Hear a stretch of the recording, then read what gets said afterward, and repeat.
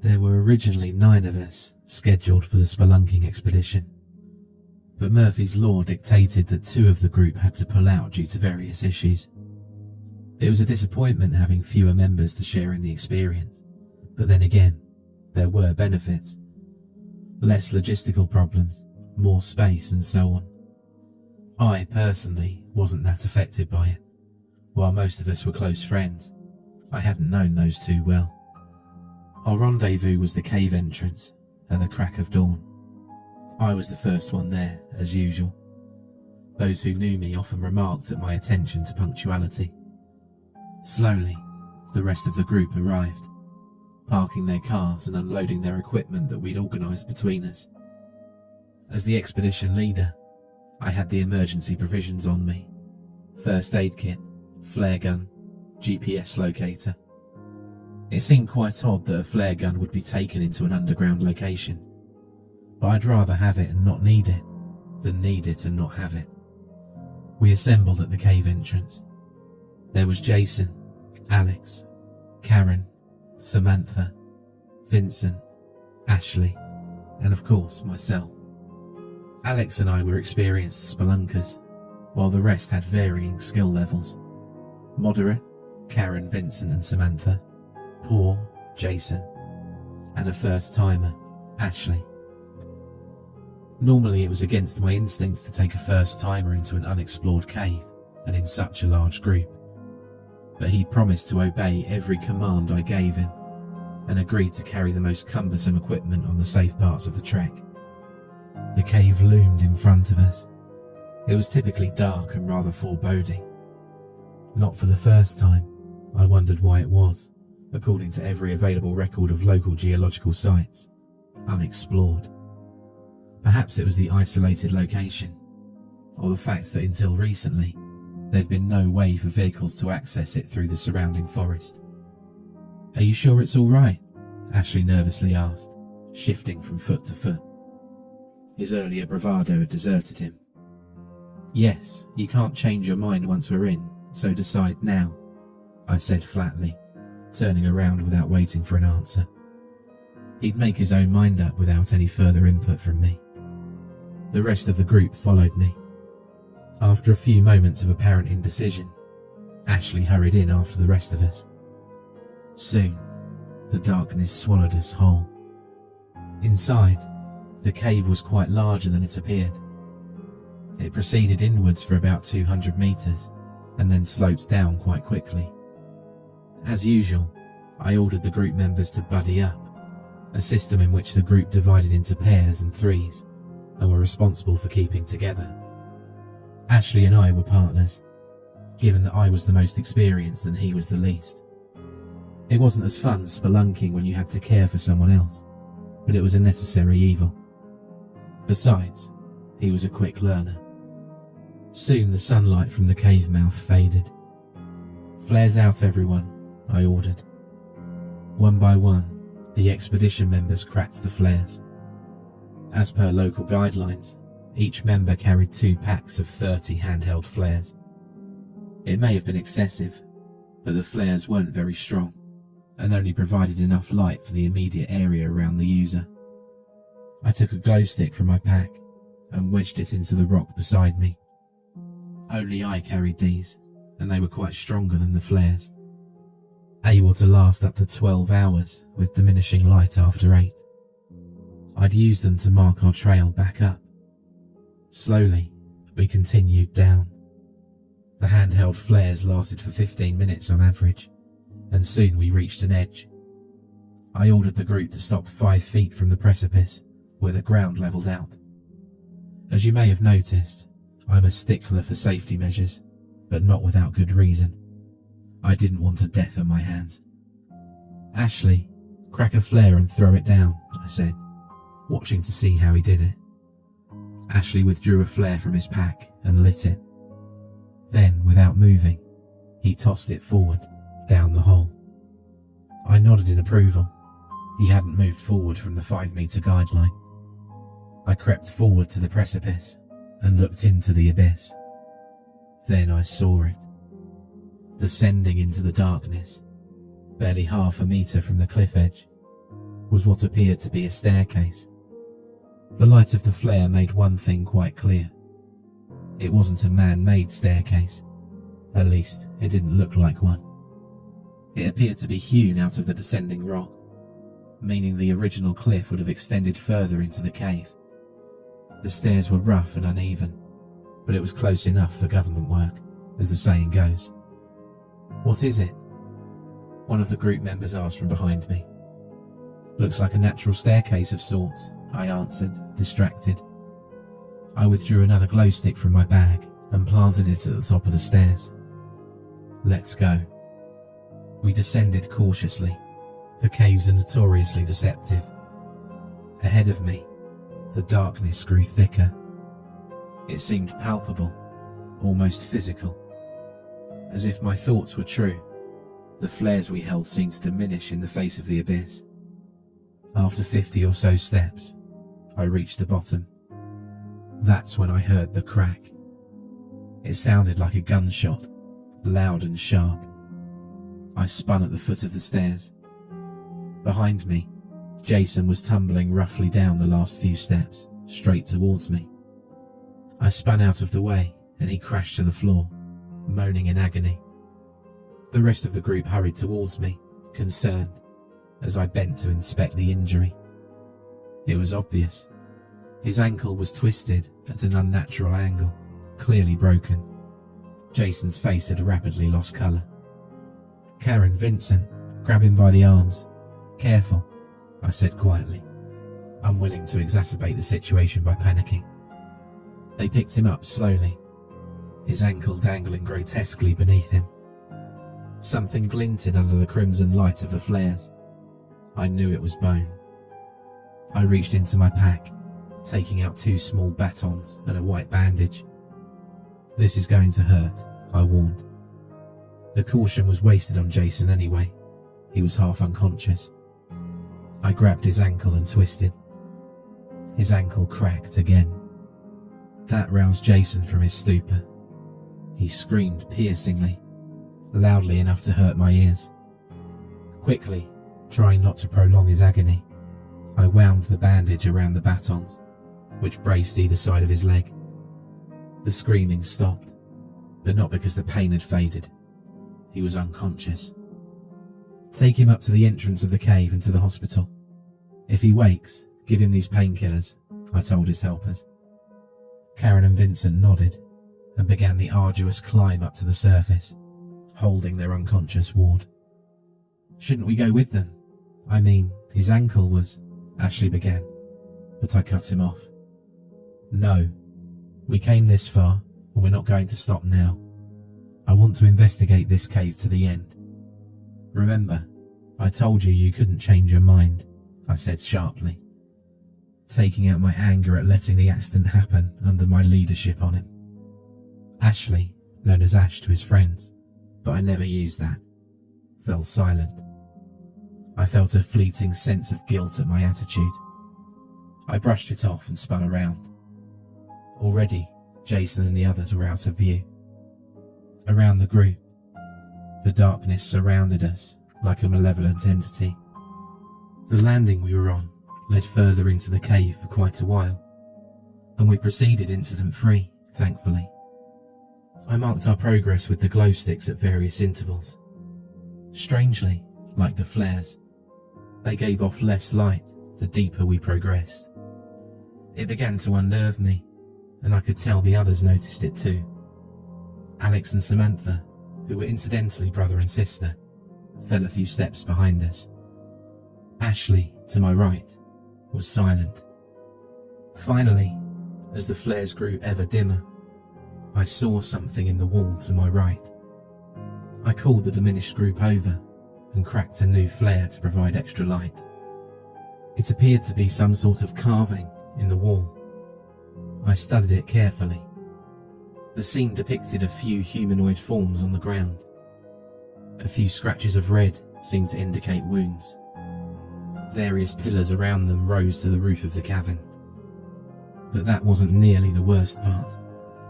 In front of the people, the victims, I now corrected myself, was a large figure. It may have had detail in the past, but only the outline remained. The body was scratched out. It was a disturbing scene. Then I looked beneath the scene, and my eyes widened. It had a message. The strange thing about the message was that it was in English. The carving looked entirely authentic, meaning that a caveman, if you'll pardon the pun, had created it. I found it impossible that the same person could have scrawled the 5 words below the picture. Behind me, Alex read it out loud. "The jackal in the cave. How strange," he said. Indeed, that was the message, written entirely in capitals. I dismissed the painting and turned back to the main path. It was obviously a hoax. There was no way a caveman could write in any script, let alone in English. Probably some kid mucking around in days long past. But it still made me uneasy, regardless of what I assumed it to be. If it was a hoax, then why does it look so damn authentic? Eventually, the 4 of us had had our fill of the jackal in the cave, and after Ashley snapped a photo of it for a keepsake, we continued into the cave. I was forced to light 2 flares at once now, to ward off the choking darkness. The diminishing effectiveness of the flares puzzled me. In all my time spelunking, I'd never encountered anything like it. I wondered whether it was a defective bunch or some other reason. It had to have a logical, rational reason. Behind me, Alex and Samantha were still locked in conversation. I picked up snatches of the heated debate as we walked. They, like me, were still pondering the origin of the admittedly ominous cave drawing. I wished they'd drop it already, or at least quieten down. I looked to my right, saw nothing but a sloping cave wall, and looked away, back to the trail. I froze, and turned. There, among the rock that I'd just glanced at, was another carving. I felt sick as I hurried over to it. The red glow of the flares flickered on the wall, dancing over the picture, making it look demonic under the sparse light. It depicted a scene much like the last, except there were only 2 bodies on the floor. The third was in mid-air, seemingly held by an appendage. Not quite an arm, not quite a tentacle. From the titular jackal, the pillars around the scene appeared again, except with small, indistinct etching on them. Like before, only the faint outline of the jackal appeared, the rest of it having been scribbled, or scratched, I couldn't tell which, out. Underneath, it was another 5-word message, one that I read quickly and immediately wished I hadn't. "Go back, the jackal waits," it said. I turned from the carving as the others moved in to get a good look, and tried not to panic. The air felt thin and dry, much like the air in the Andes.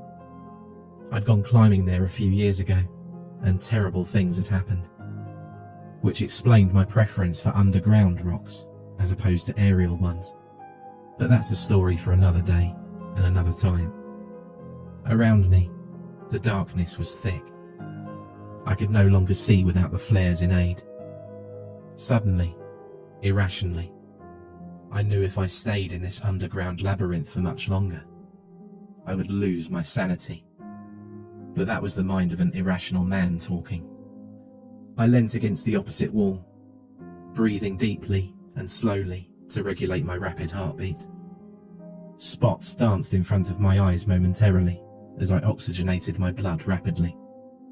Slowly, the panic faded, to be replaced by a sense of calm. I didn't get overworked often, but when I did, I tended to edge towards the hysteria. Taking one last deep breath, I straightened and looked around. That's when I realized that Ashley was gone. Slowly, I stood, scanning the passage for any sign of Ashley. Samantha and Alex were still arguing over the cave carving. They were typically argumentative of identical twins. As Alex drew breath to continue his opinion, I stepped between them, holding my hands up in peace. "Have either of you seen Ashley? He's gone," I said, stepping back once I saw that they had ceased fighting and listened to what I'd said. "No," they said in unison. I sighed in frustration and looked around the cavern. There was no trace of Ashley anywhere. "He couldn't have gone far, not with that massive pack he had strapped to him," Alex said reasonably, probably sensing the panic that I felt. The entire expedition had had problems from the start. First the dropouts, then Jason, and now this. It was like we were cursed or some other superstitious rubbish. I was a born skeptic and proud of it. "He could have only gone forward or back," Samantha said, walking forward to the edge of the light and looking around. "We should split up." "No," I said, resolute. "We're not going to split up, under any circumstances. If Ashley went back, he'll eventually get out of the cave by himself. So we go forward and hope that stupid prick hasn't done anything reckless." I interjected flatly, turning away from the duo and proceeding into the darkness. After a shared glance, the meaning of which was undecipherable, at least to me, they followed. And so we went. As we progressed, I felt the path lead downwards. It was a marginal slope, undetectable by the naked eye, but I felt myself pushing harder into the rock with each step, thanks to the extra gravity of descent. It wasn't of any concern to me. Such natural formations were common. We proceeded even further into the depths of the cave, calling out Ashley's name as we went. Then I saw it. It was over to the right, like the others. It was, of course, another carving. I felt sick as I scanned it. The titular jackal had increased in size yet again. The tentacle appendage hybrid was shorter, as if the beast had pulled it back. The previously held corpse was ominously absent from the scene. I tried not to think what had happened to it. The pillars with carvings on them also appeared. As before, the jackal had the majority of its detail erased, making it little more than an outline. However, there was detail on the edge of the beast this time. I knew the short lines represented skin, apparently leathery and cracked. Then I read the message. It was again 5 words long, and my eyes widened in a flash of shock and fear. "This is your last chance," it read. I stumbled back from the carving, in fear, raising my hands in front of me as if it was alive and coming for me. As I hit the back wall, I saw Alex and Samantha close in to study the carving. They seemed unaffected by the ominous message, as I had been. I gasped for breath, winded by the sudden impact of the wall against me. I tried to clear my mind, to cut through the mix of panic and fear I now felt at having read the carving which I no longer thought was the work of pranksters. I turned to my left, hoping to see Ashley. Instead, I saw the gateway.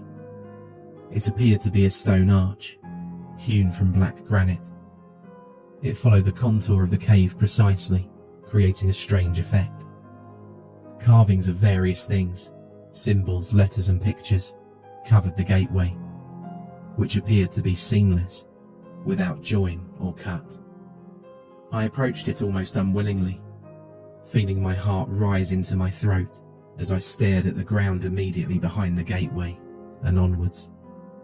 The walls, floor and roof of the cave from the gateway onwards were covered in fine, white dust. Alex and Samantha joined me at the edge of the gateway. We were silent, studying it. I looked at the top and saw yet another 5-letter message carved there. "The gateway to the jackal," read the message. And hell with it, I thought. Then I heard the scream. It was Ashley. "We have to get to him," Alex yelled, turning to me. With every fibre of my body, I resisted stepping through the gateway. I knew if we did, terrible things would happen. If I stepped through, I knew sooner or later I would meet the jackal. But I had to know about Ashley, the carvings, everything. I had to. So with a deep breath and trying to still my hands, I made my choice. Together, we stepped through the gateway to Ashley and the dark beast beyond. The first change I noticed was the ground. The fine white dust was coated on the entire cave, right past the gateway. I didn't know the origin. It didn't appear to be from any sort of mineral or rock I'd encountered before.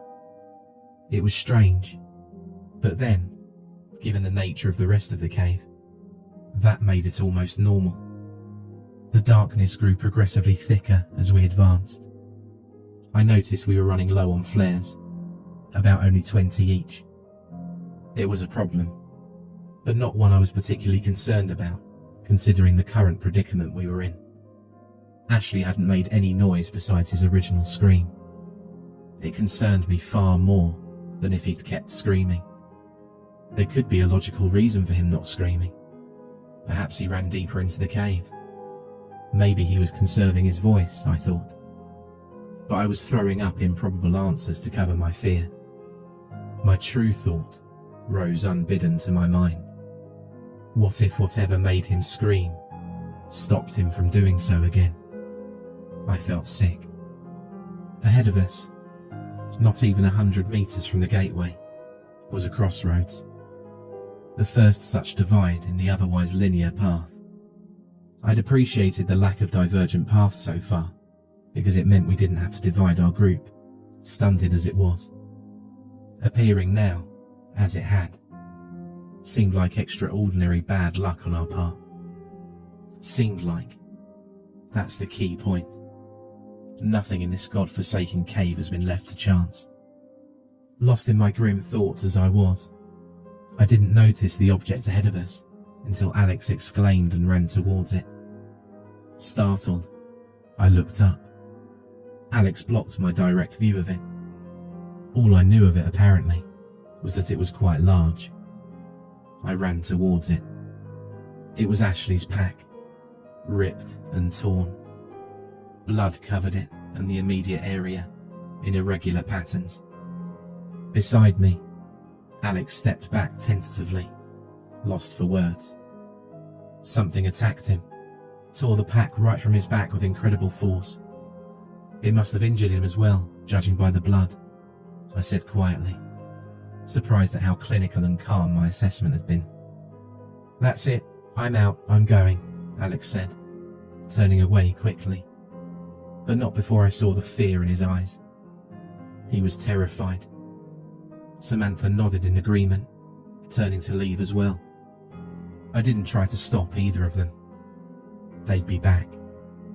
You won't get a foot past the gateway, I called to them, certain it would prevent them from leaving. I turned back to Ashley's pack slowly and began searching through it quickly, taking only a few items. I hesitated when my hand landed on the flare gun, but I took it and kept it in my hand. I knew from experience against various types of wildlife that it made an effective weapon. If I met anything that wasn't Ashley, I'd fire without mercy. I stood and chose the right-hand passageway. I didn't feel scared anymore. In fact, I didn't feel a thing. Adrenaline was coursing through my system, leaving no room for fear or anything else. It grew progressively darker. The darkness was thick and cloying. As a lifetime asthma sufferer, it reminded me of when I needed my inhaler. I knew the flares would soon be useless, regardless of whether they should have been effective. Beside me, I noticed scrawling in the dust, apparently of human origin. That, at least, was no mystery. I glanced at each in turn, almost mechanically, knowing that it couldn't be any worse. It appeared that we weren't the first people to stumble into this place. I've seen it, and it blinded me. This is its domain. Taller than any human, Suddenly I stopped. The last was different from the others, in lowercase, and appeared to be freshly written. It cut me. I'm running for my life. Ashley's writing. And then, as if by magic, I heard two things. A scream and a roar. Ashley, the jackal, and they were close. I ran forwards. I felt, rather than sensed, that I'd breached into a massive cavern. To prove my theory, I impulsively punched the air to my right. If I was still in the claustrophobic cave, my hand would surely be shattered on the wall. As I expected, I hit nothing but the stagnant air of the cave. The flares provided nothing more than a dim glow. I looked at it in horror as the glow faded slowly. The fading light represented my last defense against the darkness of the cave and its sole inhabitant. The inhabitant some called the jackal. The light faded completely. I was alone. The moment I heard the voice. It was flat and terrible and loud. It reverberated around me, seemingly without a source or direction. I spun in the darkness, the cloying, constricting darkness, and I felt my heart in my throat. I knew that if I walked backwards, I'd no longer find the passageway that had led me to the lair of the jackal. Once you entered this central cavern, there was no leaving it. Just like the carvings promised, I thought. This is my cave, it bellowed. I screamed and ran. It was a futile gesture. The voice boomed around me, terrifying in its alienness and its flat, expressionless quality. The jackal was not human, nor was it even some revenant or ghost of a forgotten culture. It was something that had no place in this universe, and something that I wished never to see. My heart thundered in my chest, and my eyes vibrated. I could no longer even control my own body. I'm prisoner. The other one screamed before I took him, boomed the jackal, interrupting my thoughts. I screamed defiantly and hysterically into the darkness around me. It was a petty rebellion. I doubted the jackal even knew what it meant, but I felt better for it, all the same. Around me, the darkness coalesced. It's alive, I thought. I tried to stifle a scream as an image popped into my head. Thousands of millions of bugs crawling all over me, biting, scratching and running, and was banished moments later by the jackal's next terrible oration. You will remain here forever, it howled. I know that voice, I thought vaguely. After the voice came the footsteps. I sensed. I could both feel the tremors and hear the steps, hundreds of them around me, pounding the floor in a rapid and terrifying rhythm. Rolling thunder, I thought crazily, and laughed. What little sanity I possessed was rapidly being eroded away by the jackal and its influence over the cave, and consequently those inside it. I doubted if Ashley was still alive, that Samantha and Alex had escaped. I didn't even think that Karen, Vincent and Jason had escaped alive. Even as I considered this, the jackal howled again, the flat voice echoing throughout my dark prison. They all died, as will you, the jackal roared in its expressionless tone, creating a queer, wavering effect that hurt my ears. My throat burned from the lack of moisture. A headache pounded in my head, and my ears throbbed, strangely in time with the footsteps. I'm just rolling thunder, I thought, and laughed crazily. Then I considered what the jackal had said. It can read my thoughts. It was not such a fantastical idea. The jackal had only ever spoken after I had a thought. A coincidence? I think not, pardon the pun. I considered the mental connection, an idea began to form. I stopped running and emptied my thoughts, banishing the sensory manipulations the jackal used on me. The footsteps around me intensified, but I heard none of it as I shut down my senses and opened my mind. Then, exposed without the cloak of my previous panicked thoughts, I felt it. The jackal's mind. It was a colossal, alien thing, like a structure too gargantuan for the human mind to comprehend. It would dwarf me, swallow my mind whole, and leave me a gibbering wreck if I considered it for too long. It wasn't even natural, let alone human. Thoughts and ideas seemed to be constructed in a fashion that was incomprehensible to the human mind. In a word, the jackal's presence was dark. I felt its presence wash over me. I steeled myself and sprung the trap. Instantly, before the beast could retreat, I thought of light. A blinding supernova, more light than any human had ever witnessed. A bright inferno of light. I let the mental image expand in my mind, and over onto the jackal's colossal presence. I guessed that such a creature had never seen light, or if it had spent so long underground, bathed in the darkness which it controlled. Such light, even as an image, would do tremendous harm to it, considering the jackal's mental abilities far outclassed my own. I was right. The instant the supernova image touched the jackal's presence, a tremendous shriek filled the chamber, immediately overtaking all the phantom footsteps that had so tormented me. I grinned savagely, despite the pain the high-pitched squeal caused my ears. That, at least, sounded vaguely human. It felt empowering to know that I'd hurt the jackal, probably badly. I heard rushing noises around me and opened my eyes. Impossibly, the darkness was retracting around me. I spun wildly, in the grip of the receding darkness. As I moved, I glanced around me. I was in a huge chamber, one that extended far into the distance. I saw columns and pillars and carvings, and realized that this really was the jackal's feeding ground lair that had been the subject of the ominous cave paintings.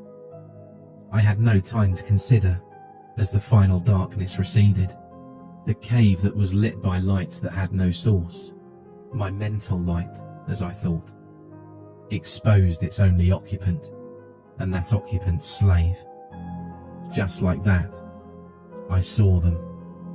Ashley, the jackal. I could never truly describe the beast before me. It wasn't because I didn't know the right way to articulate it. I knew exactly what to call it. I simply could not comprehend the jackal. It was as if I were viewing it from the extremities of my peripheral vision. It was blurry and soft and weak. Weak because it had no hard angles or edges. No matter how hard I looked, how much I stared, the jackal remained hidden to me. A formless shape, hidden under a veil of unreality.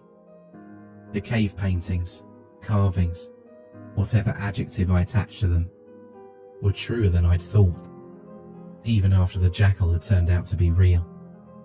They depicted a blurry, formless jackal, and so it was. Yes, I knew exactly what it was. Indistinct. Ashley, however, was not. I looked at him in horror. His body was covered in blood, flesh, and other less identifiable materials. I could count at least 8 visible wounds, and more red lines that I couldn't distinguish from the gore saturating his form. A gaping wound cut across his stomach. Blood flowed from multiple slashes on his arms and legs. He was probably dead, certainly unconscious, but that wasn't the worst of it. His entire right ear had been torn clean from his head. Bile rose in my throat as I stared at his prostrate form, horrified. The jackal had done this to him. As I thought of the beast before me, I realized that the cavern around me was silent. The jackal's screech, so loud to begin with, had been cut off instantly some moments previous, unlike the gradual decline that was characteristic in humans. Then again, it isn't, and has never resembled anything close to a human. I'd wager every possession I own, it has no similarity to any creature of this dimension. I can't even begin to consider its true form. Even as I watched, it got infinitely worse, until Ashley began to move through the air. I hadn't even noticed that he had been airborne, so enthralled I'd been by his ravaged body. Slowly, never wavering in speed, Ashley began to recede towards the blurry shape that represented the jackal. I thought back to the carvings in horror. With every sacrifice, it gains form, and so a greater foothold in this dimension. I wanted to rush forward and tear Ashley from the jackal's thrall, but to come within reach of the creature would mean an unspeakable end, one that I would have already faced had I not wounded it with the psychic supernova. Suddenly, Ashley stopped moving, mere meters from the jackal, and I realized with a shock how the jackal had previously communicated. Through Ashley. Now I know why I recognized that voice, even distorted as it had been. Ashley's mouth opened, and from it roared the jackal. "You will suffer for using the glow against me. Suffer as he did," roared the grotesque Ashley jackal hybrid. Evidently, it only knew the light that had hurt it as the glow. It didn't matter. The important thing was it had been hurt, and badly. I probed my mind. No trace of the jackal's presence remained. Apparently, that part of it, physically manifested in the darkness, had either been destroyed or banished by my mental counterattack. "Even if I meet my death here, beast, I'll do my utmost to bring you with me," I responded bravely. The saturating fear, which had so crippled me, both mentally and physically, was gone. Now I could see the jackal, regardless of how well I could comprehend it. Much of the terror that I'd felt at the hands of it was gone, just like the darkness. Even the voice was less intimidating, now that it had a definitive source. It spoke again. "I have consumed many. This one is the last. I will be free from my prison," the jackal bellowed, drawing Ashley towards him. "No," I whispered. I sprinted towards them. No matter the cost, even if it were my life or my sanity, I could not allow the jackal to consume Ashley and escape whatever prison it was incarcerated in. Such a beast would wreak unimaginable destruction on the surface.